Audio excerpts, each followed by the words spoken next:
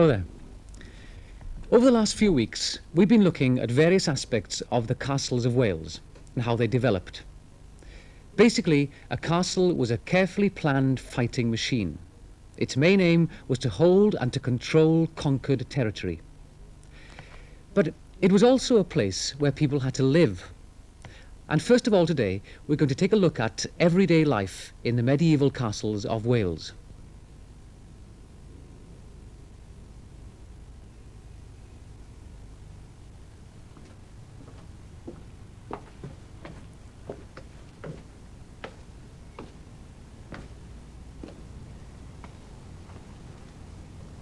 Have you ever thought what it was like to live in a place like this? It must have been pretty grim.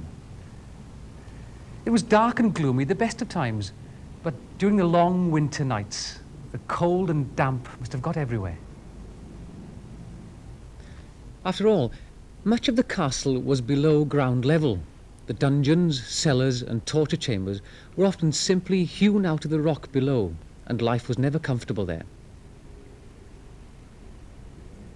The moats that surrounded the castle must have added to the dampness and made life even more uncomfortable, especially in the winter and autumn. But despite these problems of damp and cold, a castle like Caerphilly was home to a lord, his family and personal staff, as well as to his servants and his all-important soldiers. This is the powerful gatehouse that guards the inner fortress. It was here, in rooms above the passageway, that the constable lived. He was the man responsible to the lord for the day-to-day running of the castle. But this is the heart of the castle, the inner ward, and it was here that people lived and did most of their work. In the centre there's a well for fresh water, and it was here that the lord and his family had their living quarters.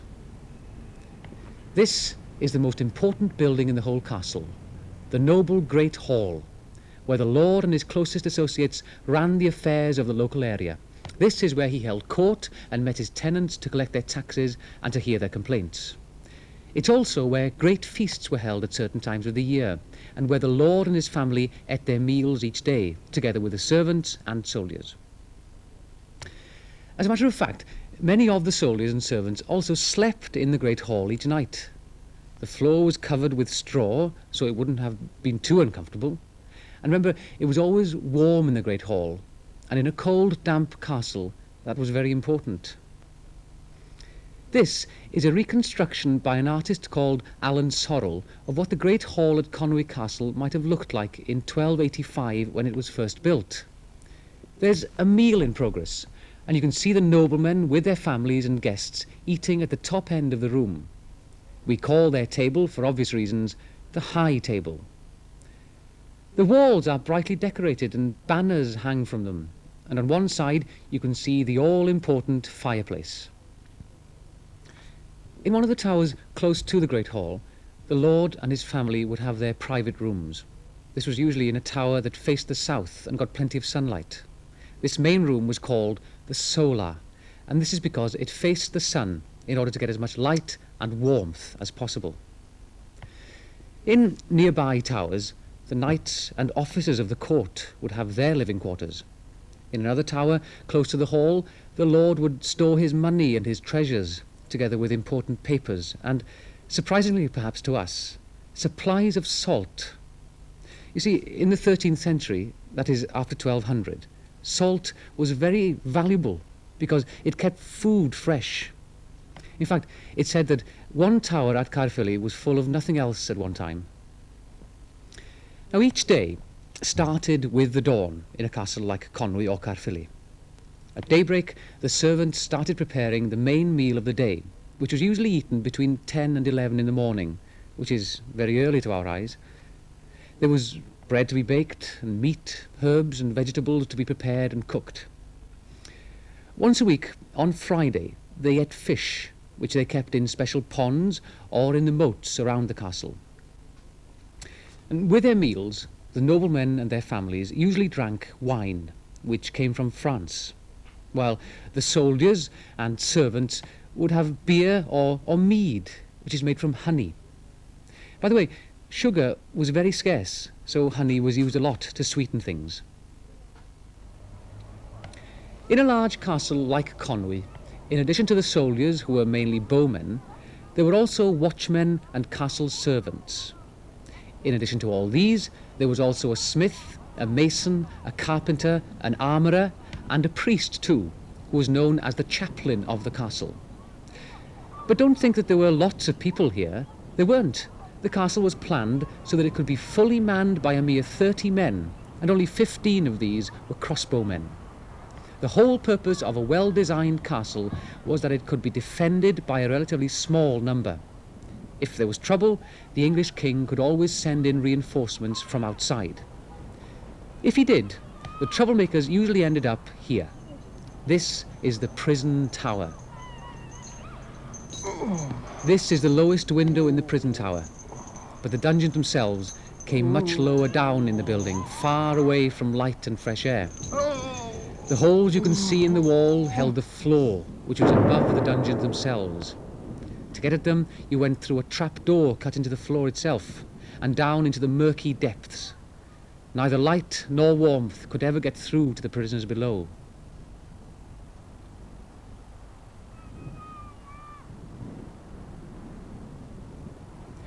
In fact, this small hole in the wall was the only source of fresh air.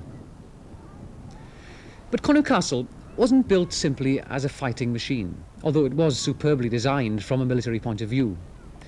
King Edward I of England had other purposes in mind when he built Conwy. He also wanted to be able to use it from time to time as a royal palace. So the castle was built in two halves. This part is known as the outer ward, and it faces the town. The soldiers and servants lived here, and this is where the constable of the castle had his quarters. It's also where the Great Hall was. But through this middle gate, we find the inner ward.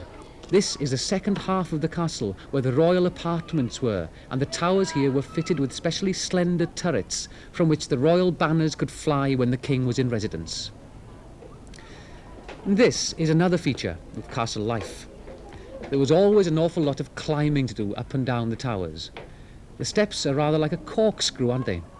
And they were specially designed to give the best advantage possible to the defender and to put an invader coming up the steps, like me, in as much difficulty as possible.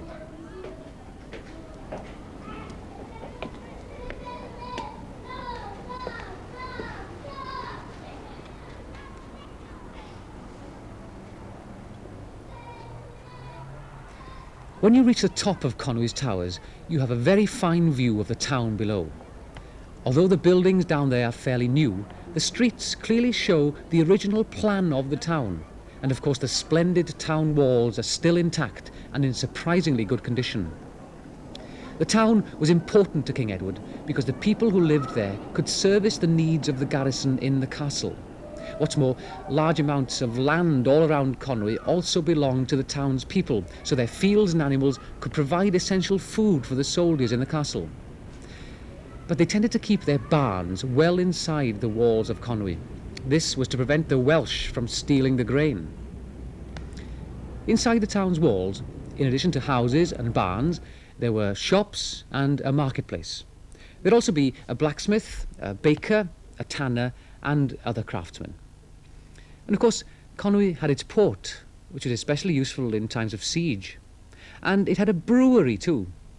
But in the Middle Ages, Conwy's beer was famous as the worst in Wales. Now, only Englishmen and women could live inside the town. The Welsh couldn't enter at all without special permission. But twice each year, the local Welsh people were compelled to visit Conwy. This was to pay their taxes to the crown. Do you remember why King Edward decided to build Conwy Castle in the first place? Well, it was a part of his plan to conquer Wales once and for all. And to do that, he needed the best possible castles. This was because over the 200 years following the arrival of the Normans in Wales at the end of the 11th century, the Welsh had learnt how to attack and capture castles with battering rams, with huge catapults and tunnels. What's more, over the 13th century, that is, after 1200, Welsh princes began to get more and more independent and to build their own castles. Now, for the rest of today's programme, we're going to look at the castles of the Welsh. This map shows where most of the ones that you can still visit are located. As you can see, most of them were in Gwynedd, but some were surprisingly close to the English border, like Iwlo, Dinas Bran and Powys. There were many in the south as well, but they fell to the English earlier, who tended to build their own castles on top of them. So they're harder to find today because all you can usually see are Norman ruins or English ruins. This one is one of the finest castles built by the Welsh. Castell y Bere, not far from Cadair Idris in Gwynedd. This was the biggest and probably the most important Welsh castle. It was built in 1221 by the great Welsh prince Llywelyn Fawr, the leader of the royal house of Gwynedd, and long the sworn enemy of the English crown. Today, there isn't much to see here in the lonely Dysunny Valley. Just the outlines of a ruined castle with its 4 broken towers and sturdy walls running along the crest of a rocky hill near the village of Llanfihangel y Pennant. But this was once famous throughout the length and breadth of Wales. Here there was once a strong tower right on the edge of the hill, looking down on the valley below. Behind it, and further protected by a curtain wall, stood this ward or courtyard, though we know little of what was in it today.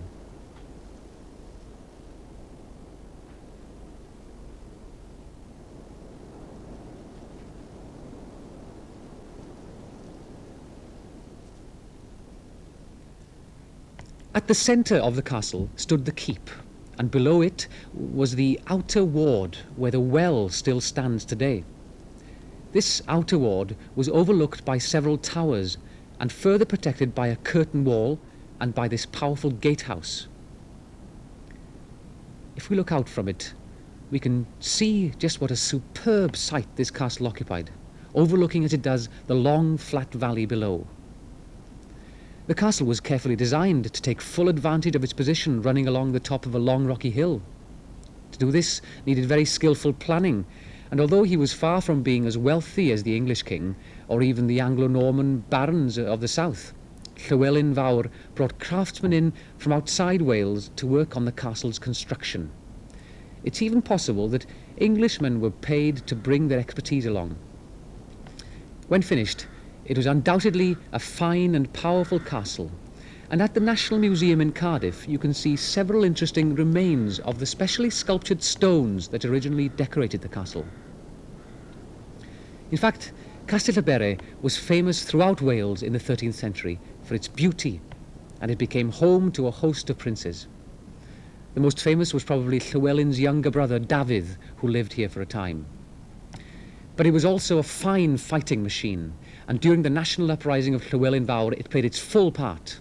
In fact, after he was defeated by Edward of England, Castell y Bere held out, and it was the last Welsh castle to fall to the English. But in 1283, after a bitter struggle, it was finally taken by King Edward I. After that, a garrison of 40 English soldiers occupied it for a time. 10 years later, the English were besieged here during a further rebellion by Madog ap Llywelyn, a Welsh prince. The castle never fell into his hands. But after the Welsh had been driven off, King Edward ordered the destruction of Castell y Bere, and in 1294 the castle was smashed by the English. Well, it was in response to the threat posed by Welsh castles like Castell y Bere that in the final half of the 13th century the English decided to conquer Wales once and for all. And as we know, between 1276 and 1295, Edward I ringed the north and west of Wales with huge, powerful castles like Conwy, so that by the end of that century, Wales looked like this, pinned down by a vast network of castles from north to south that stretched from the coastline to the border with England. Although there were to be rebellions and uprisings in the years to come, especially the revolt led by Owain Glyndŵr between 1401 and 1409, when many English castles fell to the Welsh, in spite of these uprisings, once Edward I had smashed the power of the Welsh castles like Castell y Bere and put up his own, Wales was, to all intents and purposes, conquered.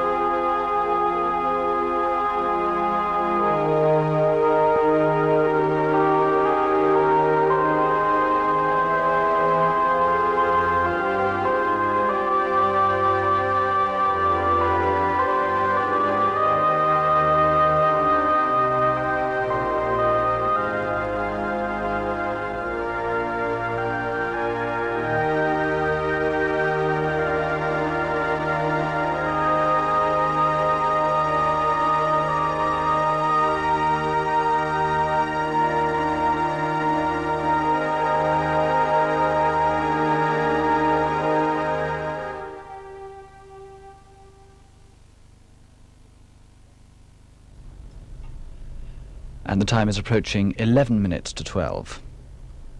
Beside the Sea is the next programme for schools and colleges, and it begins in just over 6 minutes at 5 to 12.